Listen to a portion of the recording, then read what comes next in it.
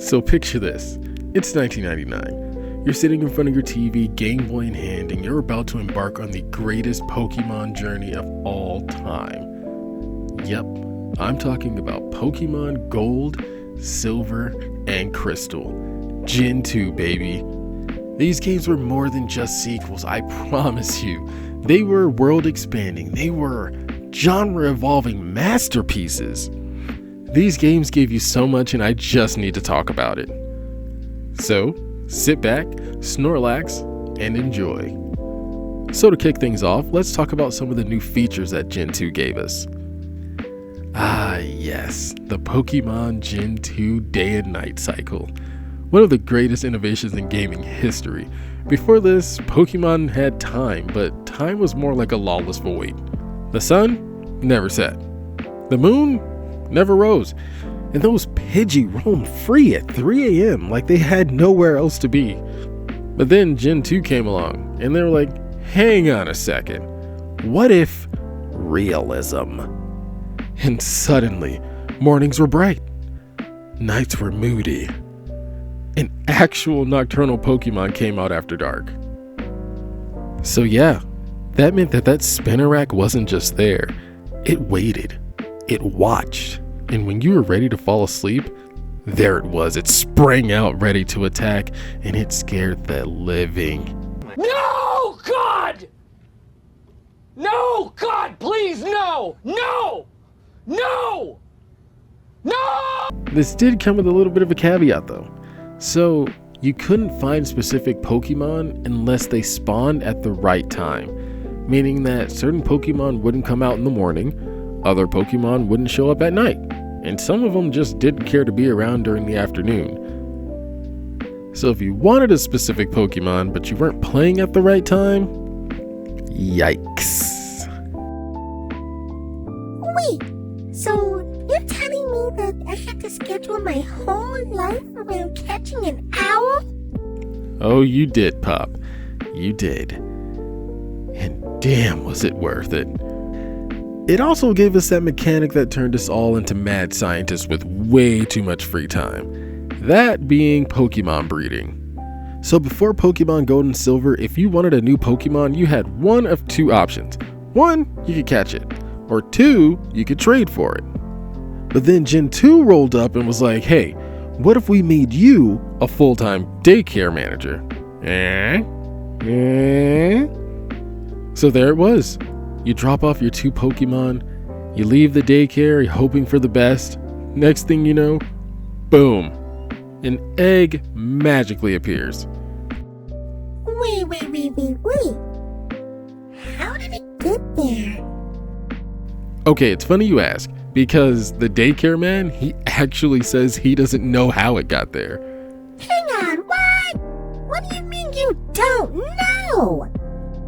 That right there is where the chaos began, because every trainer became obsessed with being a gene perfectionist. Hey, they gave those scientists crap for trying to make Mewtwo, and all of you did the same thing. Shame on you. And me. That aside, we figured it out. You needed that Cyndaquil Thunder Punch? Breed it with an Electabuzz. That perfect speed Scizor? Start hatching hundreds of Scythers.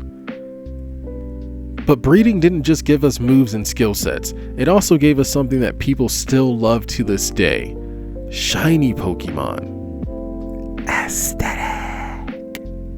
When you really crack down on shiny hunting and breeding, you really indulged in a walking simulator, and you loved it. Don't lie, you loved it. So let me get this straight. You all chose to run marathons just for baby Pokemon and aesthetic changes? Yep, and I'd do it again. Ew. Sounds like fun. And we're still only scratching the surface about what Gen 2 gave us. It also gave us 2 whole regions.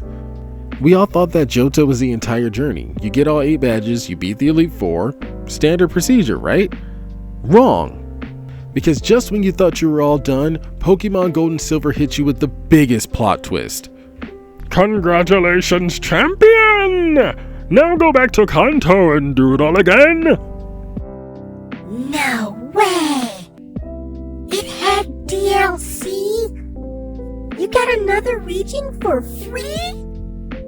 Honestly, I've never really thought about it like that, but yeah, we got DLC, and yeah, it was free. Not only did we get to see Kanto again years later after Red and Blue, but we also got to battle all of those gym leaders again. They were a little older, a little wiser, but they were still getting their asses handed to them by this kid trainer. This time, Gen 2 Johto Boogaloo. It's a whole new world we live in. Pokémon Johto.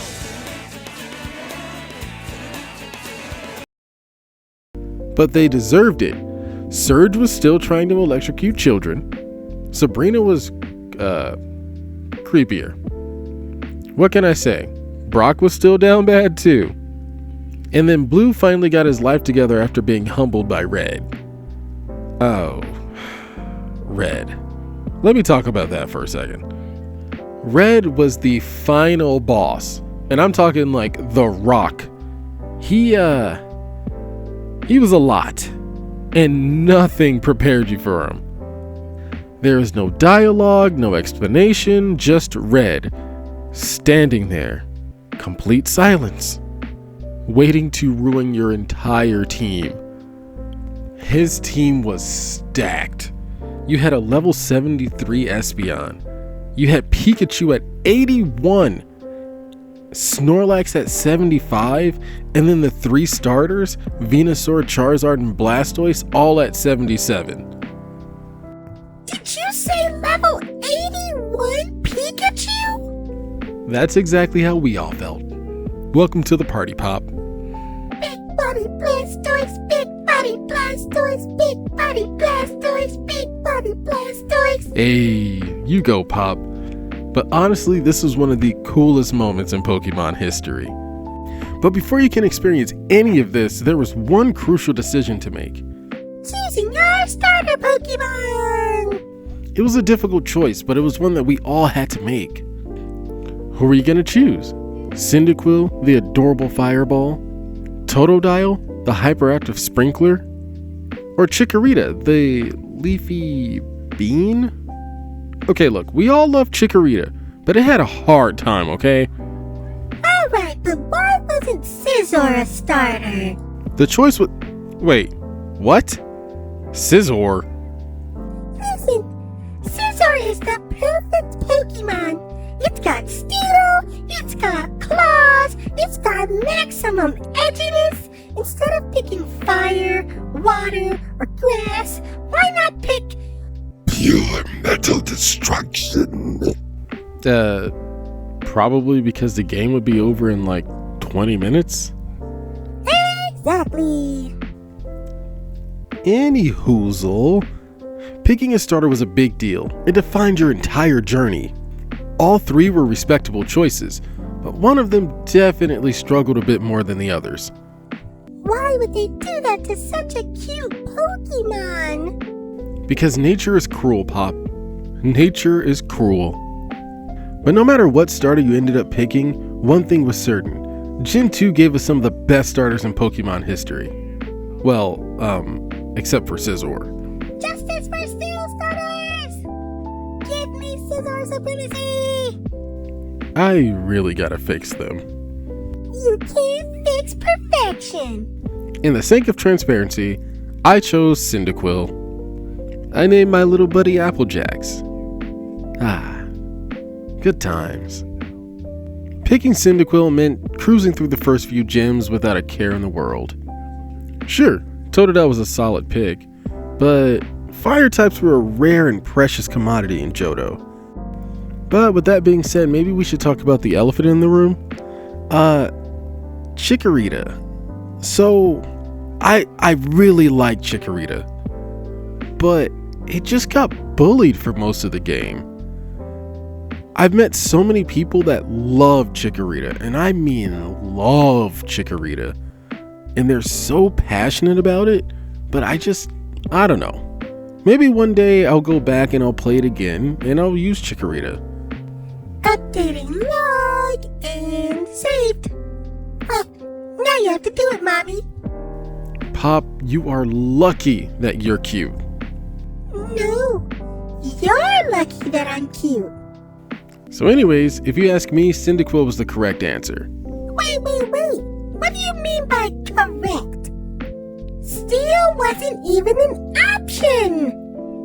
The system is flawed.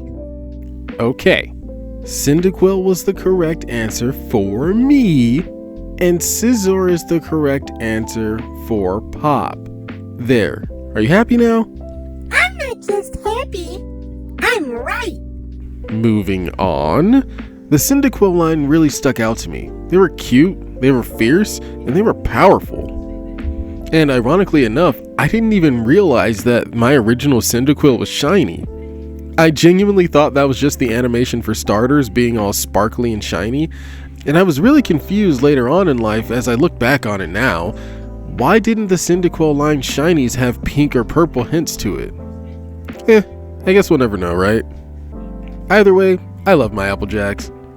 From Cyndaquil to Quilava, from Quilava to Typhlosion, I loved my baby. Applejacks did it all for me. He wasn't my HM slave, I will say that, but he did it all for me. Well, that was until it happened. I don't even want to say its name. I don't even want to remember it, but I can't make this video without bringing it up.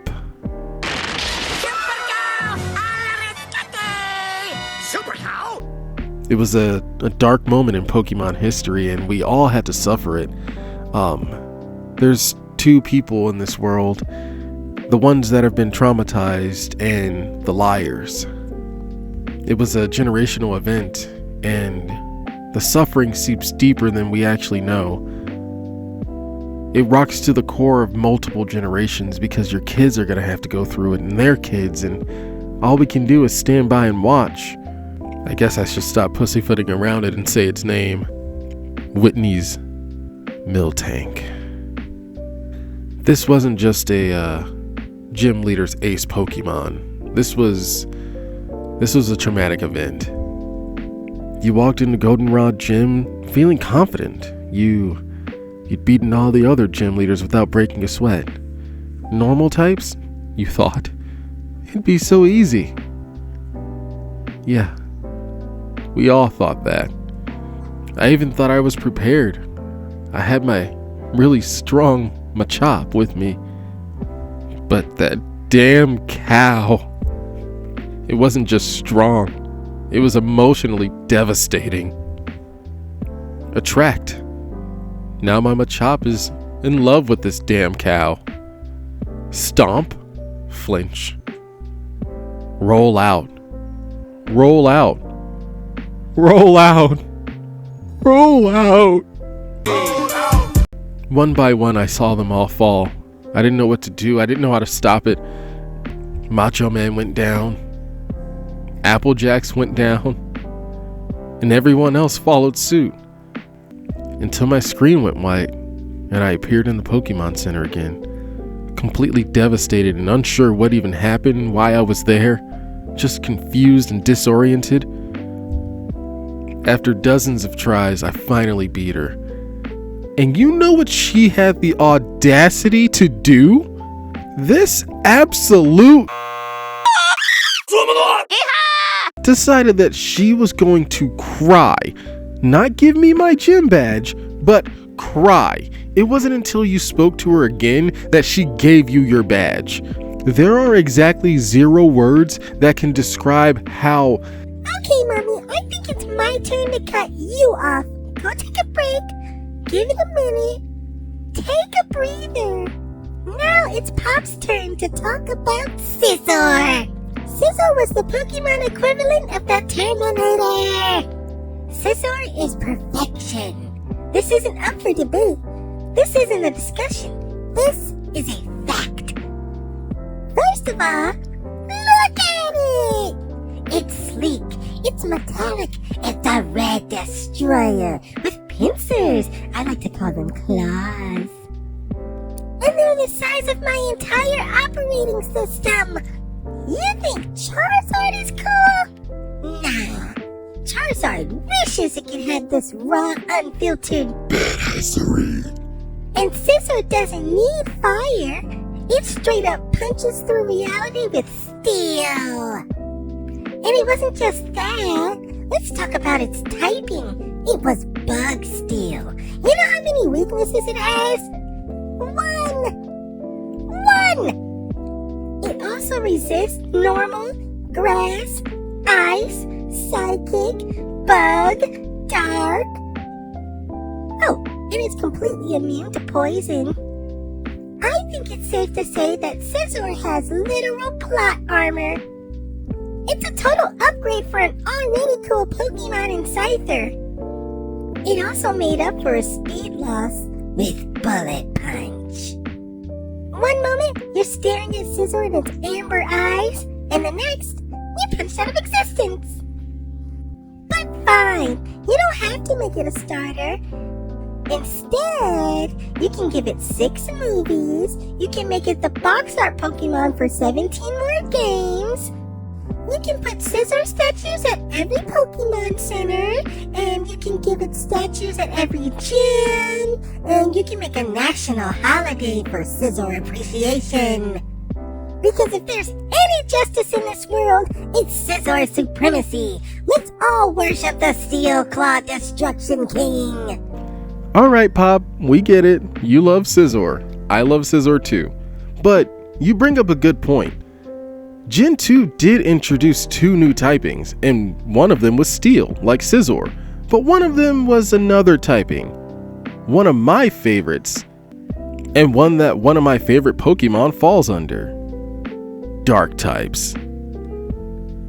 You all got to hear Pop gush, so let me have a go. Let's talk about one of my favorite Pokemon of all time, and there's a couple more in here too, but let's talk about Tyranitar. Pokemon's very own Godzilla. You know how some Pokemon are strong? Tyranitar is strong because the laws of nature literally can't contain it. The Pokédex straight up says that it changes landscapes just by existing. Imagine taking a stroll through Johto and suddenly, boom, mountain gone. Why? Because Tyranitar felt like it. It wasn't just a dragon. It wasn't just some edgy anime wolf. No, Tyranitar was a living kaiju with armor plating, a tree trunk legs, permanent fight me expression. And you stopped me. I'm sorry, I can't help it. It's just so cool. This was a Pokemon that just ruined your day with pure, unfiltered power. And as a rock dark type, it had to hit hard. It literally had no other option. You did not want to be hit by Crunch or Stone Edge from this behemoth. I like to say you don't win against a Tyranitar. You just survive. But there's more to it than just its power. The grind to get it was abysmal, but so worth it. Tyranitar wasn't something you could just get. You had to earn it. First, you had to find Larvitar, which wasn't available until the final area of the game, Mount Silver. Yeah, meaning that you didn't even have a chance to have it in your first playthrough. You had to beat all 8 gyms, the Elite Four, and get permission to enter the Off-Limits Mountain before you could even think about catching one. And even if you did catch it, Larvitar was most likely at level 15 to 20. That meant you had to grind. We're talking hours and hours of battles to push Larvitar from level 20 to level 30, and that is when you got Pupitar. At this point, you realize you're about halfway done, and that's until you realize that Pupitar is not going to evolve until level 55. To give some perspective, that's a higher level than Lance's Ace Dragonite. So when I did find that Larvitar, I didn't quite understand what was actually going to happen. I was about to embark on another journey outside of my journey. I didn't have the internet at the tips of my fingers, so I didn't know what I was walking into. I just knew that I was here for it. And then I went to Kanto, and I took only Applejacks and my Larvitar. I mean, I guess you can say that it was my starter for the next region. Maybe that was the intention. It was a pain to go through, but at the same time, it was so worth it. Side note, looking back on it, I only really used Crunch and Earthquake. T-Targo Burr? The funny thing about all of this is that I would gladly go back and do it all over again the exact same way. There was just so much to love about it and so many Pokemon to choose from. Umbreon and Espeon, Houndoom, Skarmory, Donphan, Feraligatr. There's so many others to choose from, but I still had my all-time favorites, and to this day, they're still in my top 5. How about we keep the train going? And I mentioned 2 more, and I'll start with the definition of majestic itself, Suicune. Wait, is it not Suicune? Ah yes, the age-old debate, Suicune or Suicune. How about this, Pop? How about we ask all the nostalgia addicts out there, hey everyone, is it Suicune or Suicune? Am I right or is Pop right? Let us know down in the comment section. Let's finally settle this debate. Suicune was a part of the trio that some called the legendary dogs and some called the legendary beasts. This trio featured the electric type Raikou, the fire type Entei, and the water type Suicune. Suicune! So legend has it that hundreds of years before the story of the Gen 2 games, lightning struck the brass tower, and there were 3 Pokemon caught inside. The tower is ablaze and those Pokemon perished with it. After the storm settled, Ho-Oh came down from the sky and revived the 3 Pokemon. Those 3 Pokemon became Raikou, Entei, and Suicune. And their typings reflect the event that happened. Raikou represented the lightning that struck the tower, Entei represented the fire that set it ablaze, and then Suicune represented the rain that washed it all away. Definitely a tragedy if you ask me, but it brought us some of the best looking Pokemon to date. But just like Pokemon Crystal, I want to focus on Suicune, my favorite of the 3. It's the living embodiment of grace, purity, and beauty of nature itself. This is a Pokemon that radiates pure elegance by Pokemon. You just passed the vibe check. Everything about this Pokemon is elegant and mythical, as if Arceus handcrafted it to be this definition of perfection. But that's excluding the fact that Entei, Raikou, and Suicune ran away whenever you tried to find it. You had to chase them. Honestly, Pop, you're not wrong. That was pretty annoying. Well, unless you count Pokemon Crystal. In Pokemon Crystal, it was a journey. Suicune took you all across Johto, and you were always just out of reach, and it really tested your patience. Integrity and determination were 2 keys to getting Suicune. Suicune. Say it with me now. Suicune. Suicune. Not unlike the integrity and determination it's going to take me to finish this segment saying Suicune. It's Suicune, Pop. I refuse to argue with a lower life form. Oh, you little...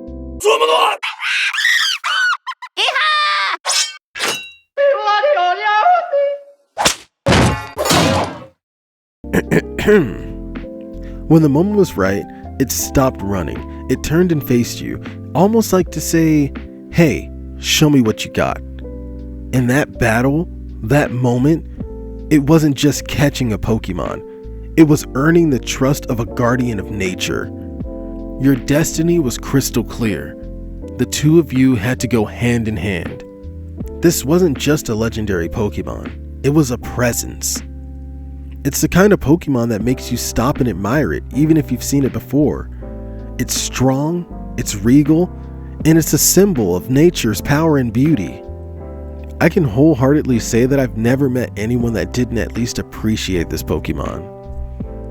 Which ultimately brings me to the next Pokemon I want to talk about, Lugia. Lugia was the box art Pokemon for Pokemon Silver. Pokemon Silver was the first Gen 2 game that I ever played. But not only that, it was heavily featured in what I think was the best Pokemon movie, Pokemon 2000. Lugia was a guardian, a protector of the sea, a being of balance, a force of nature that only awakens when the world was in danger. And when it does, oh man. That moment when Lugia bursts out of the water, flapping those massive wings, and the ocean parts around it, chills every time. The sheer scale of Lugia makes it feel like it belongs in ancient mythology. This isn't just a Pokemon. It's a legend brought to life. Not only did Lugia fly and soar in the sky, but it also swam and controlled the weather. And when it did have to flap those wings, it could create storms so powerful that it literally hid at the bottom of the ocean to avoid wreaking havoc. It was so powerful that it had to isolate itself for the sake of the world. That's next level responsibility.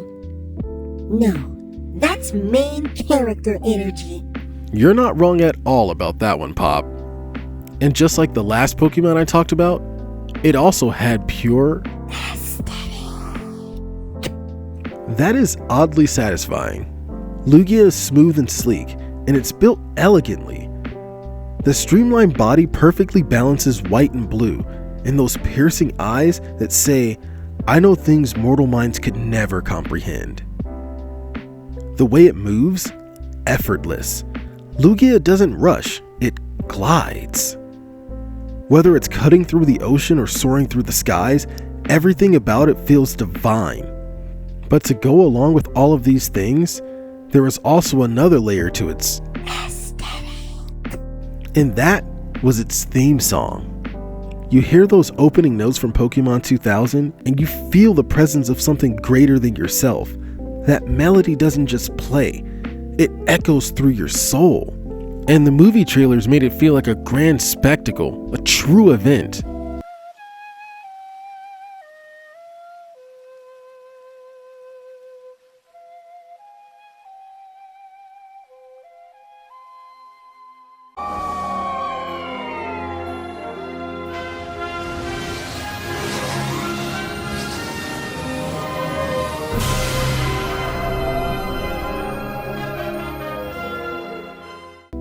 All of this helps cement its place as one of my all-time favorites. From hatching Togepi to beating Whitney to beating Lance, it all made Gen 2 really stand out compared to its predecessor. Like I said before, it wasn't just a sequel. But for the sake of your time, I'll cut it there. I'm also feeling under the weather if you can't tell. But I will ask, what are your favorite parts of Gen 2? What are your favorite Gen 2 Pokemon? Is it Suicune or is it Suicune? What game did you play?